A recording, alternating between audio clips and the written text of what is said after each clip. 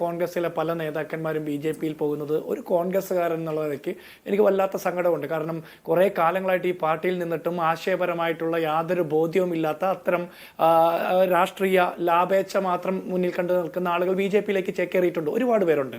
അതിനെ അങ്ങനെ തന്നെ അഡ്രസ്സ് ചെയ്യുന്നു. പക്ഷേ ഞാനൊരു കാര്യം ചോദിക്കട്ടെ, കോൺഗ്രസ് ഒരു മാസ് പാർട്ടിയാണ്, ഒരു ആൾക്കൂട്ട പാർട്ടിയാണ്, ഒരു കേഡർ പാർട്ടിയല്ല.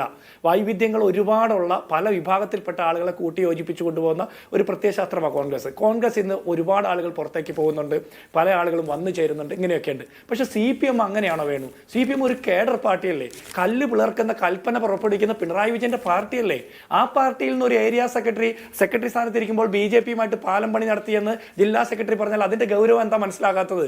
ബിപിൻ സി ബാബുവിനെ പോലെ ഇവരുടെ DYFIയുടെ ഇവരെല്ലാ രീതിയിലും സംരക്ഷിച്ച, ഭാര്യയെ തല്ലിയിട്ട് പോലും സംരക്ഷിച്ച നേതാവ് BJP-യിലേക്ക് പോകുമ്പോൾ ഇവരെന്തുകൊണ്ട് അങ്ങനെ കാണുന്നത്? എത്ര ലാഘവത്തോടെ കാണുന്നത്? പ്രതിഭയുടെ മകന് കഞ്ചാവ് കേസിൽ പിടിച്ചപ്പോൾ അതിന് പ്രതിഭയ്ക്ക് അനുകൂലമായിട്ട് ആദ്യം സംസാരിച്ച BJP-യുടെ സംസ്ഥാന ഉപാധ്യക്ഷന്മാരാണെന്ന് ഉള്ള വസ്തുത CPM-ന്റെ നേതാക്കന്മാർ എന്തുകൊണ്ട് കാണുന്നില്ല? ഇപ്പോൾ വിശ്വനാഥ മേനോനെ പോലെയുള്ള ആളുകളൊക്കെ BJP-യിൽ പോയതിനു ശേഷമാണ് കേരളത്തിൽ ഒരു കോൺഗ്രസ്സുകാരൻ BJP-യിലേക്ക് ചേക്കേറിയത് എന്നുള്ള വസ്തുതയൊക്കെ ഉണ്ട്. ഞാൻ ആ പഴയ കഥകളൊന്നും പറയുന്നില്ല.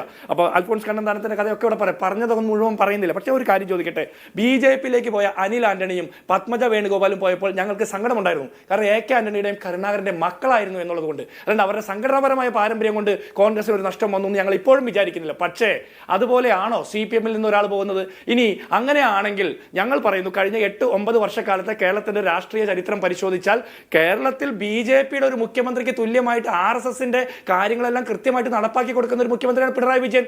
അദ്ദേഹം RSS ആണോ CPM ആണെന്ന് പോലും സംശയിക്കുന്നു. അതുകൊണ്ടല്ലേ BJP-യും BJP-യുടെ കേന്ദ്രഭരണവും നരേന്ദ്രമോദിയുടെ ഭരണവും ഒക്കെ ഫാസിസ്റ്റ് ഭരണമാണ് എന്ന് പറയാൻ CPM-ന് പറ്റാത്തത്? CPM-ന്റെ ഘടകകക്ഷികളായിട്ടുള്ള CPI-യും മറ്റ് ഇടത് പാർട്ടികളൊക്കെ പറയുന്നു ഫാസിസ്റ്റുകളാണ് ഈ രാജ്യം ഭരിക്കുന്നത്. പക്ഷേ CPM പറയുന്നു പ്രത്യയശാസ്ത്രപരമായിട്ട് ഫാസിസ്റ്റുകളല്ല എന്ന്. നരേന്ദ്രമോദി ഫാസിസ്റ്റ് ആണെന്ന് പറഞ്ഞാൽ പിണറായി വിജയൻ ഫാസിസ്റ്റ് ആണെന്ന് സമ്മതിക്കേണ്ടി വരും. അതുകൊണ്ടാണ് അപ്പോൾ അങ്ങോട്ട് പോയില്ലേലും CJP എന്നുള്ള മുന്നണി രാഷ്ട്രീയത്തിലൂടെ കൃത്യമായിട്ട് BJP-യുടെ രാഷ്ട്രീയം ഇവിടെ പിണറായി വിജയൻ നടപ്പാക്കുന്നുണ്ട്. ഞാൻ അവിടെ നിർത്തുകയാണ്. ഇനി വീണ ജോർജിന്റെ ക്രെഡിബിലിറ്റി, വീണ ജോർജിന്റെ കഴിവുകൾ എന്തൊക്കെയാണെന്ന് ആരോഗ്യവകുപ്പ് മന്ത്രി ആയതിനു ശേഷം നാളെ ഇതുവരെ പോസിറ്റീവായിട്ടുള്ള കൺസ്ട്രക്റ്റീവായിട്ടുള്ള കേരളത്തിന് ഗുണകരമായിട്ടുള്ള എന്ത് നടപടിയാണ് അവർ ആരോഗ്യമന്ത്രി എന്നുള്ള നിലയിൽ എടുത്തിട്ടുള്ളത്? മെഡിക്കൽ സർവീസ് കോർപ്പറേഷന്റെ മറവിൽ നടന്നിട്ടുള്ള കോടിക്കണക്കിന് രൂപ കോവിഡ് കാലത്ത് മാസ്കിന്റെ പേരിൽ നടത്തിയ കോവിഡ് കള്ളം നടത്തുന്നു. നിയമസഭയിലെ MLA-മാരെ പോലും തെറ്റിദ്ധരിപ്പിച്ചുകൊണ്ട് അവകാശ ലംഘനം നടത്തുന്ന ഒരു മന്ത്രി, ആശാമാരെ അധിക്ഷേപിക്കുന്ന ഒരു മന്ത്രി. അപ്പൊ വീണ ജോർജിന്റെ സംഘടനാപരമായിട്ടുള്ള ഒരു പ്രവർത്തനം നടത്തിയിട്ടില്ല.